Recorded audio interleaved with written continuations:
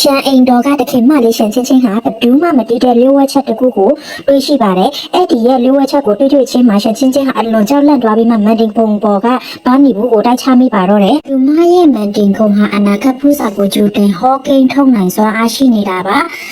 ဒါပေမဲ့မမျော်လင့်ပဲမှန်တဲ့မှာမျက်နှာဖုံးဆွထားပြီးအေးဆက်ဆက်နဲ့လူတက်တမားလိုအရန်ကြောက်စရာကောင်းတဲ့မြက်ဝန်းနဲ့လူကိုတွေ့ရတော့ရှန်ချင်းချင်းဟာအရန်ကြောက်လန့်နေခဲ့ပါတယ်။ဒီရဲ့လျှို့ဝှက်ချက်ကိုအတုံးပြုပြီးသူမကဖုံးဆွထားတဲ့ကောင်လေးကိုရရအောင်ရှာဖို့ကြိုးစားပါတော့တယ်။အဲ့ဒီမြက်တံဖုံးဆွထားတဲ့ကောင်လေးကိုတွေးမှတာသူရဲ့ဖူးစာခံချင်မှာကိုပြောင်းလဲနိုင်မှာမလို့ပါ။နောက်နေ့မရင်နဲ့ရောက်တော့ရှန်ချင်းချင်းဟာအလားလေးပြင်ပြီးမှချက်ဝန်းထဲလမ်းလျှောက်ထွက်ပါတယ်။အဲ့ချိန်မှာသူရဲ့အကူတော်ရှန်ကျိုးနဲ့တွေ့ပါတော့တယ်။ရှန်ကျိုးလေးကိုအကျိုးအကြောင်းအကုန်လုံးပြောပြပါတော့တယ်။ဒါပေမဲ့အကူတော်ရှန်ကျိုးလေးကတော့တဟာစားနောက်နေတယ်လို့သူထင်နေတာပါ။ရှန်ချင်းချင်းလေးနဲ့မကောင်းဘူးမထင်မိမှသူရဲ့အကူတော်ကရှန်ချင်းချင်းကိုအိတ်ခမ်းမဆောင်ထဲပြန်ခိုင်းပြီးမှအနားယူခိုင်းပါတော့တယ်။သူမပြန်သွားတဲ့အချိန်မှာသူရဲ့အကူတော်တငယ်ချင်းဖြစ်တဲ့မင်းသား၃ယောက်နဲ့တွေ့ပါတော့တယ်။သူမကဒီမင်းသား၃ယောက်ကိုကြည့်ပြီးမှဒီထဲကတည်းအောင်များဖြစ်နိုင်မလားဆိုပြီးမှစဉ်းစားနေတာပါ။ညရတဲ့အခါမှာလက်မမလေးကပွင့်လာပြီးမှရှန်ချင်းချင်းရဲ့အိမ်မက်ထဲမှာမျက်နှာဖုံးဆွထားတဲ့မင်းသားနဲ့ပတ်သက်ပြီးမှသူရဲ့နောက်ကျောပေါ်မှာအသေးပုံရှိချအိမ်မက်လာပြီးပါတော့တယ်။ဒီအကြောင်းကိုသိရှိပြီးနောက်ရှန်ချင်းချင်းလေးဟာမနဲ့စောစောထားပြီးမှသူ့အကူတော်ရဲ့တငယ်ချင်းတင်တဲ့ရေချိုးနေတဲ့အချိန်မှာခိုးကြည့်ဖို့ထွက်လာပါတော့တယ်။သူရဲ့အကူတော်ရှန်ကျိုးကလည်းရှန်ချင်းချင်းလေးဖြစ်နေတဲ့အကြောင်းကိုသူ့တငယ်ချင်းအမျှဝေပါတော့တယ်။အဲ့ဒီချိန်မှာမင်းသား၃လေးကရှန်ချင်းချင်းကိုကြိုက်နေတော့ငါဖြစ်နိုင်ငါဖြစ်နိုင်နေဆိုပြီးမှပြောဆိုနေပါတယ်။ဒီမှာမှအဖြစ်နိုင်ဆုံးမျက်နှာပေါက်ဆင်နေတဲ့သူတို့ရောက်ကိုတွေ့ချင်လိုက်ပါတယ်။ရှင်ရှင်လေးဟာမင်းသားနဲ့ကိုကြောက်ပြင်လေးပြပေးလို့ရမလားဆိုပြီးမှမကြောက်မရောဆိုလိုက်ပါတယ်။မင်းသားနဲ့ရဲ့ကြောက်ပြင်မှာဘာမှမရှိတာတွေတော့ရှင်ချင်းချင်းလေးအလွန်ရှာယုံပြီးမှတာဘလို့ဖြစ်နိုင်မှာလဲငါခုနကတော့မြင်တယ်လို့ပဲဆိုပြီးမှစဉ်းစားနေပါတယ်။နောက်နေ့ရောက်တော့ရှင်ချင်းချင်းလေးဟာနန်းတော်ကမေတော်ကြီးစင့်ခေါ်လာတာကိုခံရပါတော့တယ်။သူမမသွားချင်ပေမဲ့အစီခံတွေကမိတော်နဲ့လာတာမလို့မလိုက်တော့လို့မရပါဘူးလို့ပြောနေပါတယ်။နန်းတော်ကိုရောက်တာနဲ့ဘလို့ပြဿနာများဖြစ်လာမလဲဆိုပြီးမှရှင်ချင်းချင်းလေးရင်တခုံခုံနဲ့နန်းတော်ထဲကိုမဖြစ်မနေတွားရပါတော့တယ်။နန်းတော်ထဲကိုရောက်တဲ့အချိန်မှာသူမထင်တဲ့အတိုင်းပဲမင်းသားတွေအကုန်လုံးကရှင်ချင်းချင်းကိုဝိုင်းချိုက်နေကြလို့မေတော်ကြီးကတူမကိုတခြားတူနဲ့အမြဲလက်ထပ်ခိုင်းတာပါမေတော်ကြီးကလည်းမဖြစ်မနေလက်ထပ်ရမယ်ဆိုပြီးမှတောတာတကြီးနဲ့ဆန်ချင်းလေးကိုပြောဆိုပါတော့တယ်။ဆန်ချင်းလေးဟာတူမအရင်ငယ်သေးတာကြောင့်လက်မထက်ချင်သေးဘူးလို့ညင်းဆိုနေပါတယ်။ဆန်ချင်းလေးပြေးထွက်ဖို့လှုပ်တဲ့ချိန်မှာတော့မေတော်ကြီးကစေခံတွေကိုဆန်ချင်းထန်စိတ်ကြွစေမှုဖြတ်ခိုင်းပါတော့တယ်မေတော်ကြီးကတလောက်ထိလောက်လိမ့်မယ်လို့ဆန်ချင်းလေးကမထင်ထားခဲ့ပါဘူး။အဲ့ဒီချိန်မှာရှန်ချင်းချင်းလေးကအလွန်မိုးဝေသွားပြီးမမိလဲတော့ပါတော့တယ်။ရှန်ချင်းချင်းလေးဟာတတိပြောင်းဝင်လာတဲ့အခါမှာတော့အလွန်ပူပြီးခါမကိုတန်းတားနေပါတော့တယ်။တကယ်တော့မိဖုရားကြီးဟာတခြားစီခံတွေကိုရှန်ချင်းချင်းနဲ့အတူအိတ်ခိုင်းပြီးနာပဲဖြက်ကမင်းသားတွေလက်မထမ်းနိုင်အောင်စီစဉ်နေတာပါ။ဒီရှန်ချင်းချင်းလေးအဲ့ထမပြင်းနိုင်အောင်လည်းအစီခံတွေကိုစောင့်ခိုင်းထားပါသေးတယ်။ဒါပေမဲ့နောက်တစ်ခဏမှာပဲမင်းသားနဲ့ရှိုးရှာလေးကအစီခံတွေကိုမိတ်ဆေးပစ်ပြီးရှန်ချင်းချင်းကိုလက်ခဲ့ပါတော့တယ်။ဒီချိန်မှာရှန်ချင်းချင်းလေးဟာကာမကိုအရန်တန်းနေတော့မင်းသားနေရှိုးရှာနဲ့အတူအိမ်မိပါတော့တယ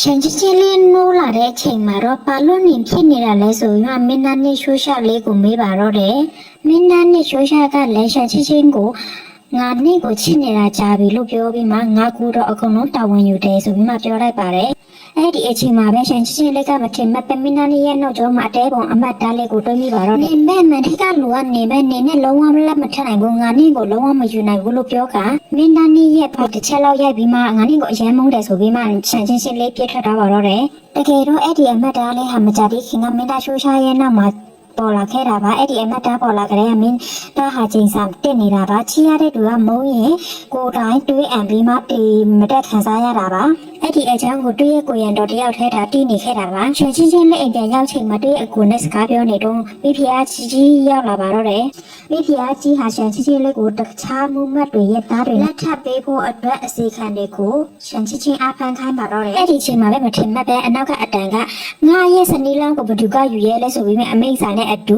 အိရှိဆန်မင်းသားလေးထပ်ပေါ်လာပါတော့တယ်။ဖျားကြီးကလည်းတည်အတန်ကြားတဲ့အခါမှာအလွန်စိတ်တူတော်မျိုးထပ်သွားပါတော့တယ်။ဒီချိန်မှာမရှန်ချင်းချင်းရဲ့အကိုတော်ရှန်ချိုးလေးကဘလို့လို့ငါရဲ့ညီမကနေရဲ့စနီးလောင်းဖြစ်လိုက်ရတာလေ။အိရှိဆန်မင်းသားကလည်းငါရှန်ချင်းချင်းလေးကိုချင်းမြတ်နိုးနေတာကြပြီလို့ပြန်ပြောလိုက်တယ်။ဒီချိန်မှာရှန်ချင်းချင်းလေးလည်းအိရှိဆန်ကိုစကားပြောဖို့တောင်းဆိုကအိရှိဆန်လေးကိုညီပေးတာကိုကျေးဇူးတင်ပါတယ်။ဒါပေမဲ့အိရှိဆန်ကိုလုံးဝလက်မထနိုင်ကြောင်းပြောပါတော့တယ်။ဒီလိုကြားရတဲ့ချိန်မှာအိရှိဆန်မင်းသားရဲ့မျက်နှာလေးကချက်ချင်းကိုမျက်မှောင်ကျုံသွားပါတော့တယ်။ရှန်ချင်းချင်းလေးနှုတ်လာတဲ့ချိန်မှာတော့ကျိုးချီခံထားရပြီးမှနတ်မောင်တဲ့နေရာလေးတွေရောက်နေပါပြီတကယ်တော့အင်ရှိဆမင်းသားဟာရှန်အင်တော်ရဲ့စစ်တီတော်တွေကိုလူချင်နေလို့ပါရှန်ချင်းချင်းကိုလက်ထပ်မှတ်တာလင်ရှန်အင်တော်မှာရှိတဲ့စစ်တီတော်တွေဟာသူ့ရဲ့အာဏာပိုင်အောက်ဖြစ်လာပြီးမှချင်းညာလေးကိုအလဲတကူလူယူလို့ရပါပြီရှန်ချင်းလေးလက်ထပ်ဖို့တပေါင်းတူတဲ့ခါမှာတော့ရှန်ချင်းအပြင်တွေ့အကူတော်ကိုဗာဖမ်းချုပ်ခဲ့တာပါအင်ရှိဆမင်းသားလေးရှန်ချင်းလေးမဖြစ်မနေတူနဲ့လက်ထပ်ရမဖြစ်ပြီးမထပ်ဖို့ဆိုလို့ရှိရင်တွေ့အကူတော်ကိုတက်ပြစ်မယ်လို့ချိန်ချောက်နေပါတယ်ဒါပေမဲ့ရှန်ချင်းလေးကတပေါင်းတူတဲ့အပြင်မင်းသားလေးကိုဗာကန်ထုတ်လိုက်ပါတော့တယ်အိမ်ရှိဆမင်းသားလေးကပို့ပြီးမစိတ်တူလာပြီးရှန်ချင်းရဲ့အကူတော်ကိုတက်ပြစ်ဖို့အမိန့်ပေးပါတော့တယ်ဒီချိန်မှာပဲတကားအပြင်မှာခောက်တန်လေးတစ်ခုကြားရပါတယ်အိမ်ရှိဆမင်းသားလေးထပ်တော့ကြည့်တဲ့ချိန်မှာပဲအပြင်မှာတိုက်ခတ်တန်တွေကြားရပါတော့တယ်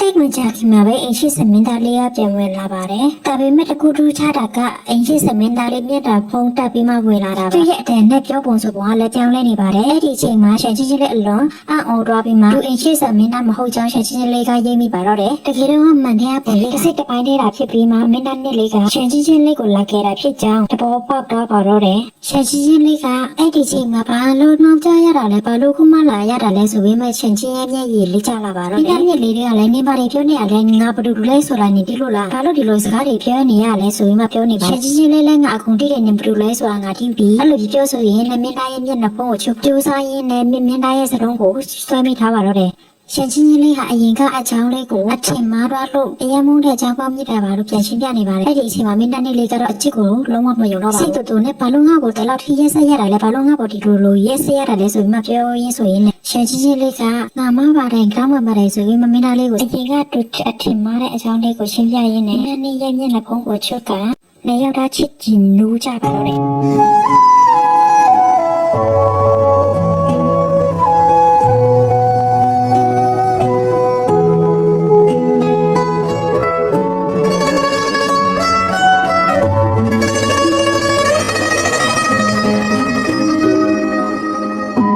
တကယ်တော့ခုနကအင်ရှိစမင်းသားနဲ့မင်းသားနဲ့ရှူရှာဟာအခြေလဲတိုက်ခတ်ပြီးမှအင်ရှိစမင်းသားကတနေရာထဲမှာတင်ရှုံးသွားပါတယ်အဲ့ဒီအချိန်မှာမင်းသားနဲ့ရှူရှာလေးကအင်ရှိစမင်းသားရောင်ဆောင်ပြီးမှရှန်ချင်းချင်းလေးကိုလာတွေ့တာပါငါနဲ့ခန့်ကြံပြီးနောက်ရှန်ချင်းချင်းလေးဟာမင်းသားနဲ့အတူလက်ခတ်ပြီးမှသမီးလေးတယောက်အပြင်တားလေးကိုလည်းကိုဝန်ဆောင်ထားရပါတယ်ဒီမီလေးရဲ့နာမည်ကိုတော့ရှန်ချင်းအားလို့နာမည်ပေးထားပါတယ်မွေးရာတိတဲ့သားတော်ရဲ့အိတ်ဆောင်လေးပြင်ဆင်ရင်ပထမပဲ